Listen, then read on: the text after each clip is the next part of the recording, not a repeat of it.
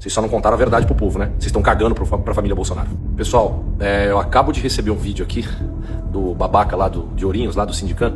Até falou mal de mim ali, fez um monte de palhaçada. Fez 3 vídeos pra falar mal de mim. Diz que eu não fiz nada pelo Brasil. Fiz não, só tenho mais de 1000 projetos de leis e mais de 40 aprovados. Na exata, 48 aprovados. Mas ele tá pedindo Pix. No Sindicam por aqui, nós precisamos levar água, levar comida, levar um café, levar um pão com manteiga, levar uma marmita. Portanto, a gente disponibilizou um Pix para fazer uma vaquinha. Pix que é para comprar marmita e água para caminhoneiro. Não caiam nesta conversa fiada. Não doem Pix para esse vagabundo. Outra coisa, seu moleque vagabundo, eu estou te denunciando ainda hoje para que investigue esse tal Pix que você está pedindo. Você vai ter que provar que você está pedindo Pix para esse movimento. Beleza?